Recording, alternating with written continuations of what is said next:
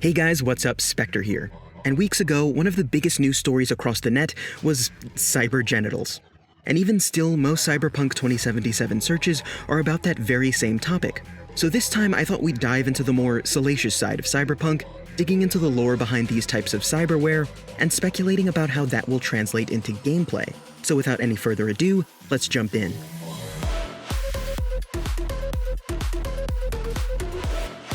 Much like in today's world, if you have the money, you can make yourself a bit more beautiful by society's standards at the very least.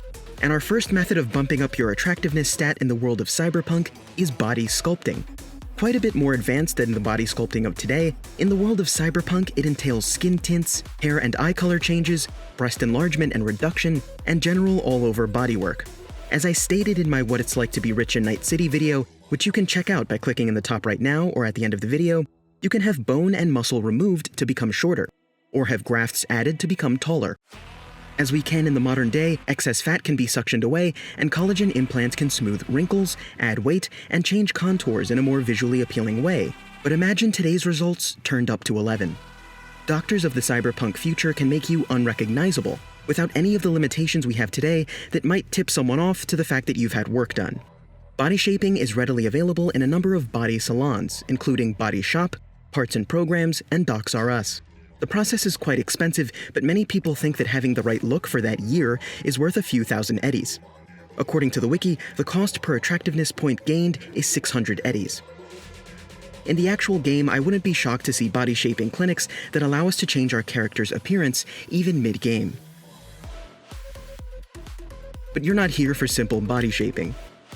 The next bit of tech are contraceptive implants, which unlike today's IUDs or similar technologies are available for both sexes and last quite a bit longer. And of course, there's the Mr. Stud implant, whose slogan reads, "All night, every night, and she'll never know." The same company produces the Midnight Lady sexual implant, which extends sexual endurance just like the Mr. Stud counterpart. In the tabletop game, it gives players +1 to seduction checks. But we've had a good bit of fun with the headlines and even speculating about the prospect of quote-unquote cyber genitals. But the ability to customize them independent of your body type is a measure in inclusivity, which shouldn't be taken as a gimmick.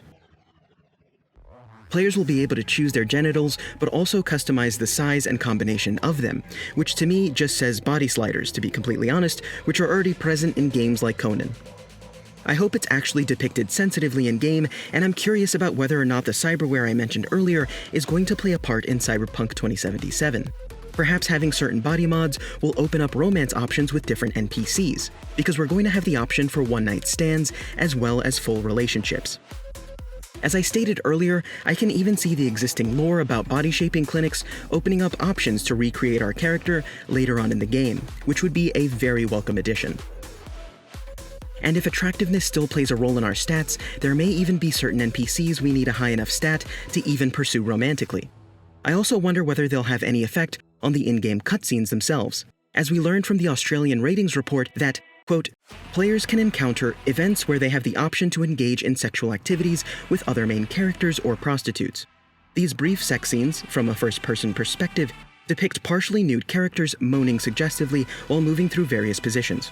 Some scenes contain brief depictions of thrusting motions, other scenes depict a character's head moving towards a partner's crotch. To what extent we can customize our junk to, however, remains to be seen, and I don't think we'll be finding out the specifics of that until we see them for ourselves upon the game's launch. And even then, I don't know how that'll fly on YouTube, to be completely honest. But that's it for a quick dive into, well, a few questions that have been on fans' minds. What other parts of the game are you curious about? Let me know below, and also make sure to get subbed for news updates on the game and more dives into lore. And as always, thanks for watching, guys.